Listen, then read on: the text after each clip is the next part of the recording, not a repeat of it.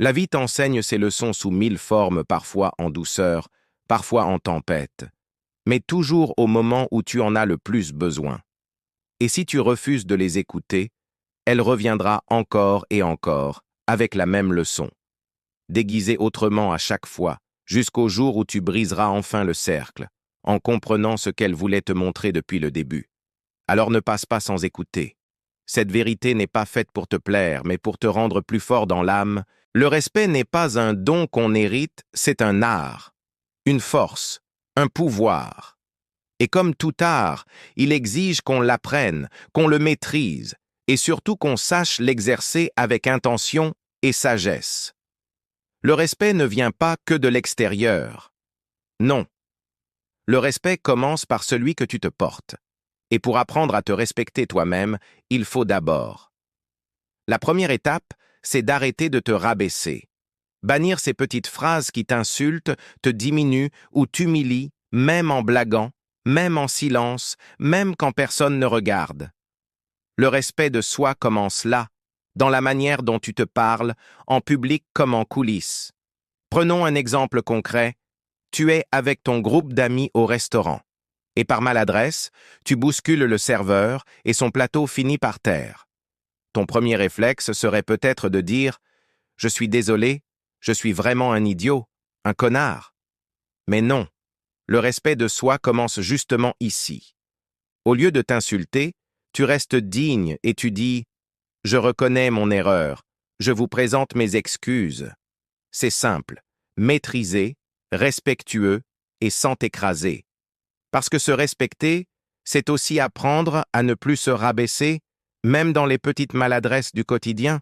La deuxième étape, c'est d'apprendre à poser ses limites et à se protéger. Apprendre à dire non. Se respecter, ce n'est pas seulement éviter de se rabaisser, c'est aussi savoir dire non et ne pas laisser les autres empiéter sur ton espace, tes choix ou ton équilibre et tes décisions.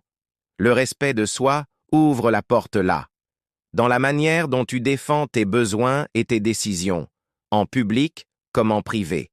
Un exemple concret, un collègue insiste pour que tu fasses une tâche qui ne t'incombe pas, ou que tu ne souhaites pas faire car t'aimerais profiter de ton temps, ou juste ne pas vouloir faire ce qu'il te demande, ou dans le cas où un ami critique constamment tes choix personnels, tes décisions et ta personnalité.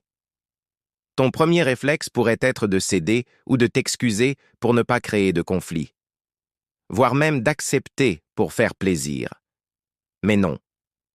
Le respect de soi débute justement ici. Au lieu de te laisser envahir, tu leur réponds avec calme et assurance « Je comprends ton point de vue, mais je choisis autrement » ou « Je ne peux pas accepter cela, merci de respecter ma décision ». C'est simple, clair, et affirmer sans agressivité, parce que se respecter, c'est aussi savoir protéger ton espace, tes limites et ton intégrité, même face à la pression des autres. La troisième étape, c'est de savoir quand parler et quoi dire. Le respect de soi passe aussi par la maîtrise de sa parole, savoir choisir ses mots, peser leur impact et attendre le bon moment pour s'exprimer. Comme on dit, la beauté du monde, c'est la parole, et la beauté de la parole, c'est la langue. Savoir tenir sa langue, c'est avoir gagné une guerre alors qu'elle n'a pas commencé. Les mots, c'est de l'or, et on ne donne pas son or à n'importe qui, n'importe où, n'importe quand. Voici un exemple de situation concrète. Lors d'une réunion ou d'une conversation de groupe, tu es tenté de réagir immédiatement à une critique ou de lancer une remarque qui te traverse l'esprit, même sous le coup de l'émotion. Ton réflexe pourrait être de dire la première chose qui te vient à l'esprit, quitte à te compromettre ou à blesser quelqu'un. Mais non, le respect de soi joue ici aussi. Au lieu de te précipiter, tu prends une respiration, tu choisis tes mots avec soin et tu dis quelque chose de réfléchi comme « Je comprends ton point de vue et voici ma perspective » ou « Merci pour ton retour, je vais y réfléchir ». C'est simple, réfléchi et respectueux, tu affirmes ta voix tout en restant maître de toi. Parce que se respecter, c'est aussi savoir contrôler sa parole, En fin de compte, se respecter soi-même n'est pas un simple concept à lire ou à approuver. C'est un art à pratiquer chaque jour.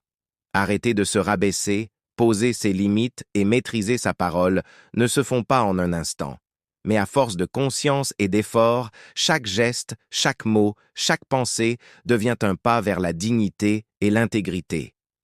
Aujourd'hui, prends la décision de te traiter avec la valeur que tu mérites. Observe-toi, juste-toi, parle avec intention, choisis tes batailles et protège ton espace.